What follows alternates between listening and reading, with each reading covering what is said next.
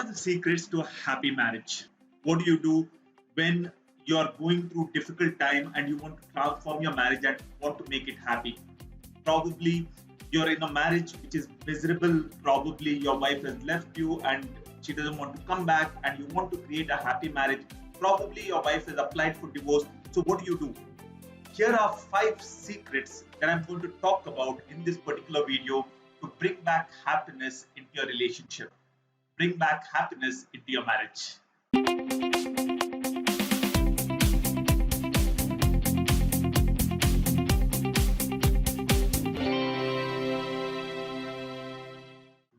Welcome to this video.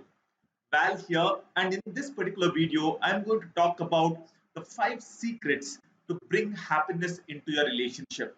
In this particular context, I'm going to talk about marriage, and more specifically, since I work exclusively with men and I coach them to create an amazing marriage, I'm going to focus on men.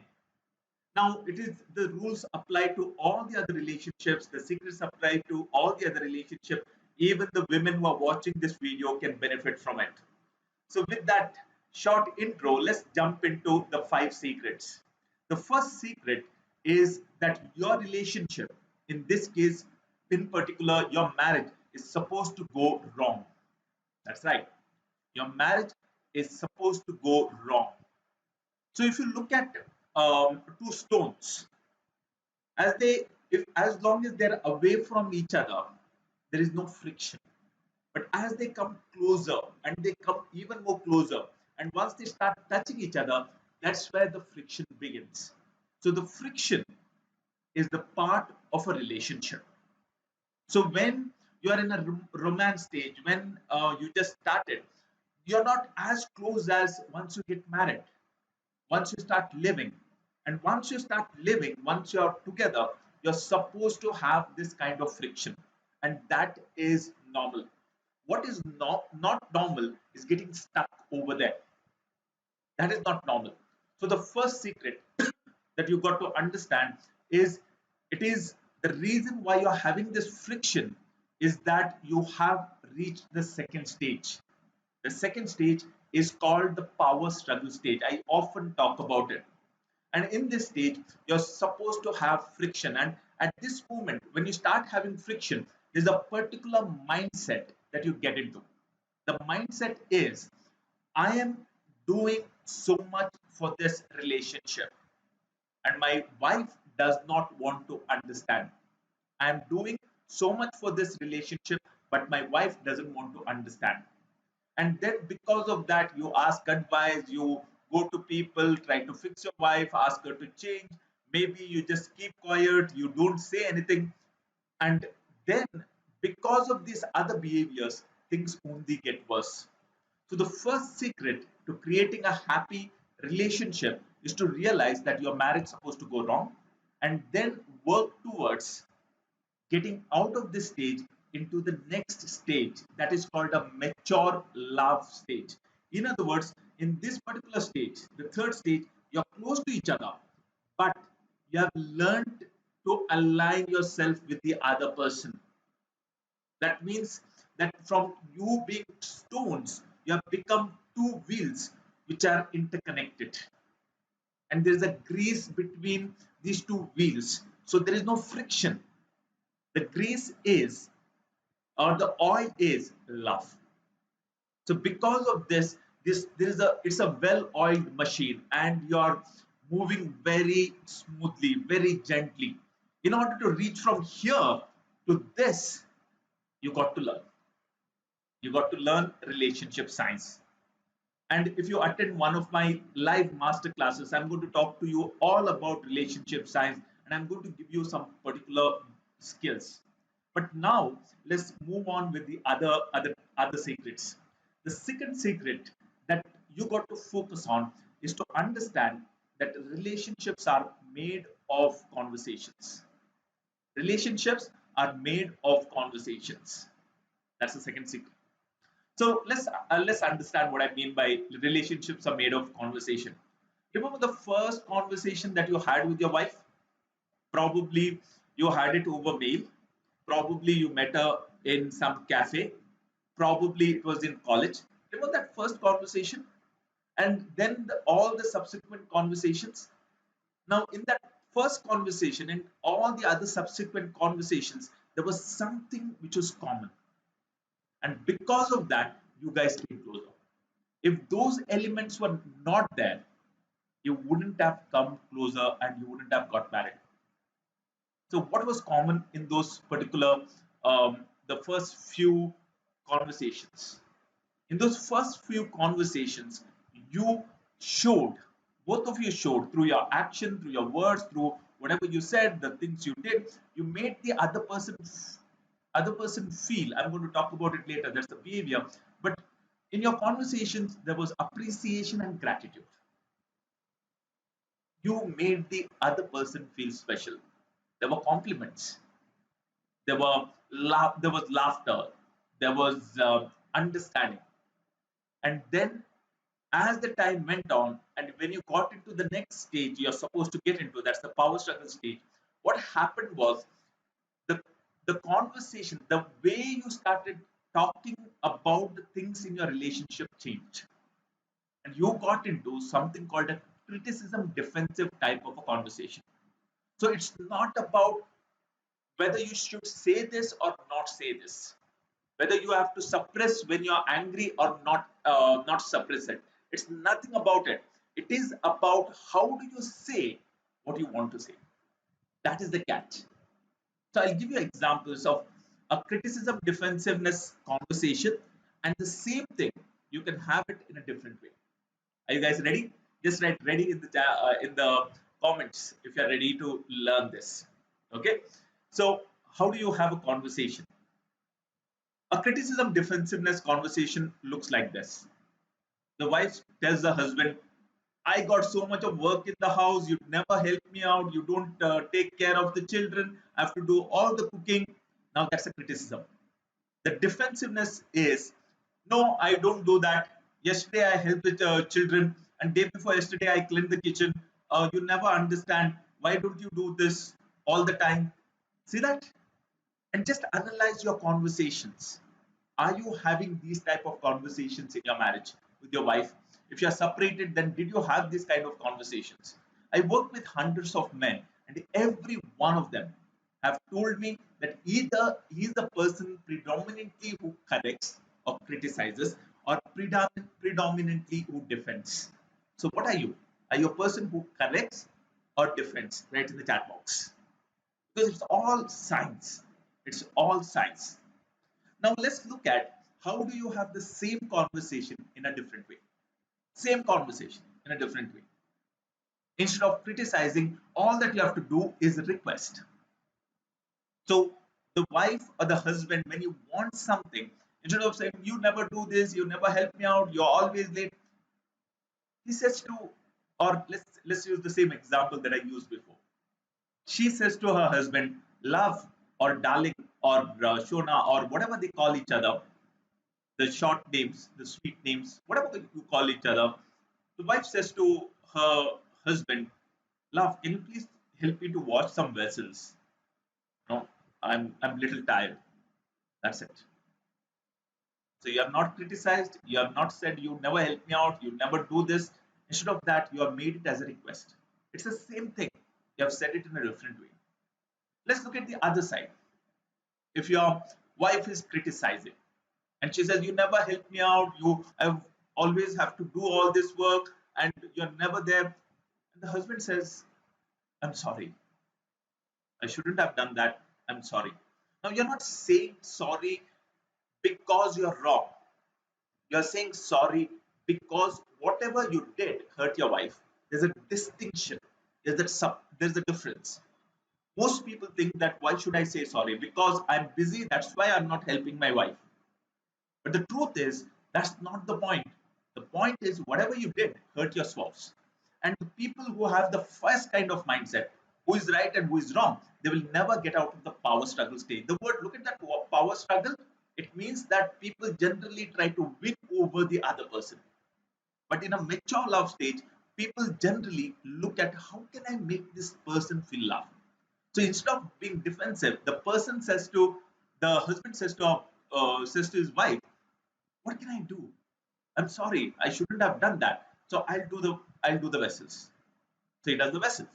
And later on, when the things are relaxed, the things have cooled down, he turns to his wife and he says to her, "Love, can I tell you something?"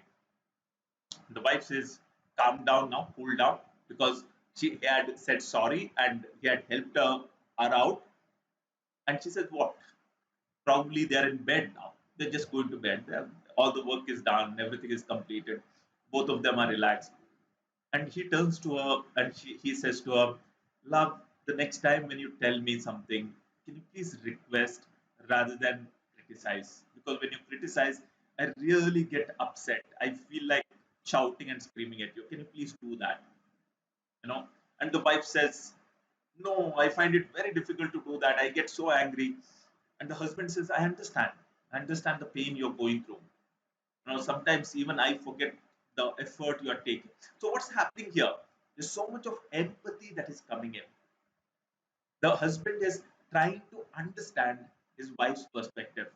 And there is something about human beings. When we are understood, we feel like understanding. I see this in our community all the time.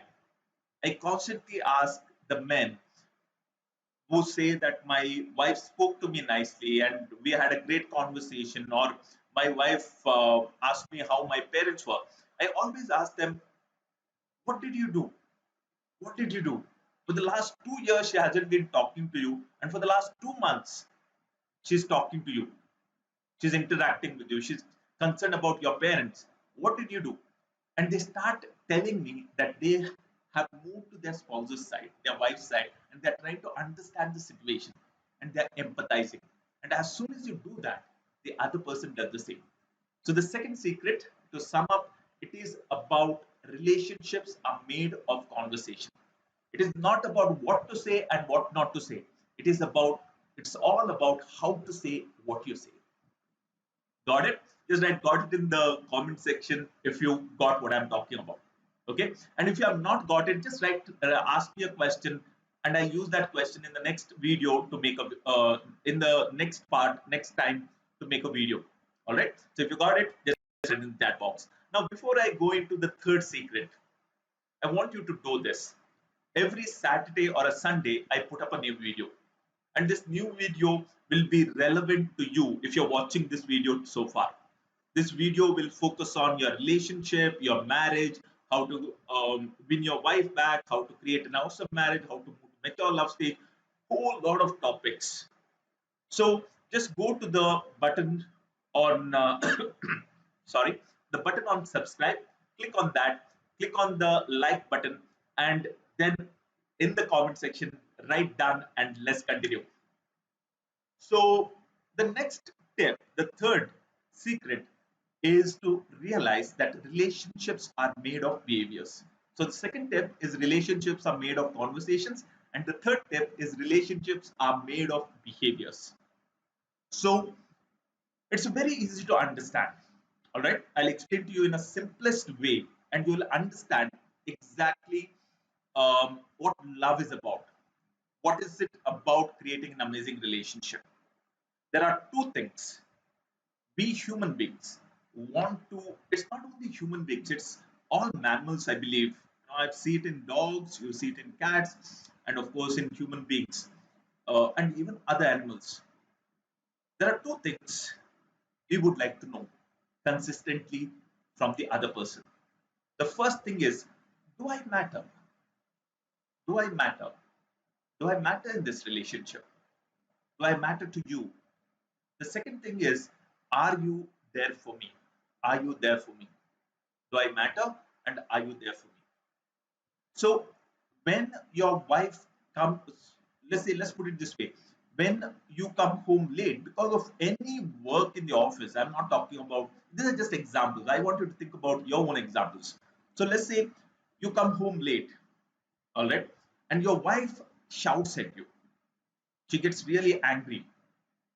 Now, it is not about you coming late. It's about she feeling that she doesn't matter to you. She um, she says, "Let's go to my in-laws' house or my parents' house, you know, and you say, no, I got a lot of work in the office. Now, I understand that you got a lot of work in the office, but once you say that, she gets so angry, gets so frustrated, and she doesn't talk to you, and probably that leads to separation and divorce. But is it really about the parents? It's not. The question over there is, do I really matter to you? Do my parents matter to you? In my community of awesome husbands, that's what our community is called, many a times I hear these stories where the relationship between the husband and the wife, the man and his wife, has improved. And when I dig deeper and I ask the man, what did you do? They tell me that they have started taking care of their in laws. They have started calling up their in laws. So, anybody we are associated with, anybody we are connected with, when the other person makes us feel that we matter to them, or you know there is love, there's a total shift that happens. So the first thing we want to know is, do I matter? So every behavior of yours, if you have reached the place where you have reached today in your relationship, if there is no love, there is separation, there is divorce, obviously she has felt that you she doesn't matter to you. Now, the other way around also true, which we are not looking at. It's not that only you made her feel that she doesn't matter to you. It's also she made you feel that you don't matter to her. We're not going to look into it, because if you change, she will change. Because the relationships work on the third law of Newton. Every action has equal and opposite reaction. So that's the first one. The second one is, I am there. Are you there for me? Are you there for me? You remember um, the conversation that your wife brings up about the past? Just recall it. Recall it. Your mom said this to me, and you did not do this. When I was in the hospital, you did not come. When I was pregnant, this is what you did. The lot of that past things she brings up. And if you dig deeper, what she actually saying is that you were not there for me when I needed you the most. You were not there for me. You did not care about me. So, what do you learn from this? What you learn from this is, no matter where your relationship is, no matter how bad the situation is at this moment, if you start making her feel that you are there for her consistently, consistently, the rule of the game is consistency. Because if things have gone bad in your relationship, if your wife has moved out, then initially your wife is going to resist your consistency. Just write in the comment section, I got to be consistent. Or write just consistent in the comment section. You got to be consistent. And when you consistently make her feel that you are there for her, that's where the shift comes about. The next step, tip number 4, is what we say is based on what we feel. What we say is based on what we feel. So when your wife is telling you right now that I don't want to be with you, that is not an ultimatum. It's not that for the rest of her life she's going to say that. She's saying what she's saying based on what she's feeling. There was a time where she said that you are the only person in the whole world I want to be with. I cannot live without you. That changed today. Why? Because at that particular moment, she was saying what based on what she was feeling. Now, what we feel, where does it come from? Where does it come from? It comes from our, our experience at a particular moment. So if your wife is saying that I don't want to see your face, I don't want to be with you, divorce is the only way, because that's what she's feeling because of her experience right now or the past few weeks or months or years. In order to shift that, you got to change her experience. So the fourth step is, nothing that your spouse says is final. It is not final. It is only becomes final when you don't change her experiences into positive experiences. When you change those old experiences and replace those old experiences of hurt and negativity and feeling of left out with these new experiences of care and understanding and making her feel that she matters to you, you are there for her, those old memories will remain as memories without any effect. The fifth tip is, if you got this fourth tip, just write in the chat box, got it. Just write got it in the chat box. So let's go to the next secret. Love is contagious. Love is contagious. It is extremely contagious. When you start loving in a mature way, when you start loving your spouse the way she wants to be loved, she start doing the same. Look at the relationship right now. There are two things which are contagious. One is love, the other one is hatred. So if there is a lot of hatred, then deep down, both of you are feeling this way. Maybe you might say to me or might say to the world, no, no, no, I love my wife. But then it comes out. We cannot lie for a long time. And it is mutual. Hatred and love is mutual. So the fifth tip or fifth secret is love is contagious. When you start loving, the other person start loving you back. But there are two things you got to remember. Just write two things in the comment section if you are ready to listen to this and make a note of it. The two things are, the first thing, that every one of us is different. In other words, the way I want to be loved is not the way my wife wants to be loved. So I got to understand or find out how my wife wants to be loved. The biggest mistake that many men, so are women, make in their marriage is they love their spouse the way they want to be loved. And when their spouse doesn't appreciate them or acknowledge them, they get angry. So it is about um, love is contagious. So once you start doing that, your wife also responds. The second thing is consistency. You've got to be consistent because consistency is the rule. Things don't go bad overnight and things don't improve overnight. You've got to be consistent. So just to sum up the 5 secrets that I spoke about, the first one is your marriage is supposed to go wrong. That is a phase. And if you don't understand this, if you don't learn the relationship science, it will go from bad to worse. But if you understand relationship science, if you start implementing it, it will go from bad to awesome. You reach something called a mature love stage. The second tip is relationships are made of conversation. There are two enemies. There are two things you got to avoid in a relationship is criticism and defensiveness. The things you got to bring into a relationship is request, apology, appreciation, gratitude. The third step is relationships are made of behaviors. And there are two types of things, two things we need to want to feel consistently from our spouse. And when we feel that, we also feel like giving the same. Is first one is, do I matter to you? We want to feel that for the other person we matter.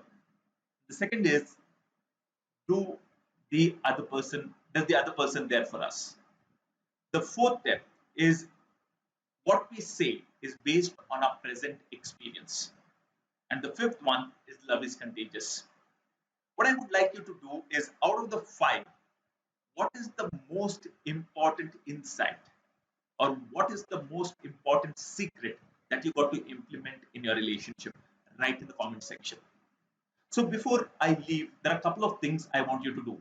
One is write the lesson. All right, I'm going to read it personally. I'm going to appreciate it, acknowledge it. That is the first thing.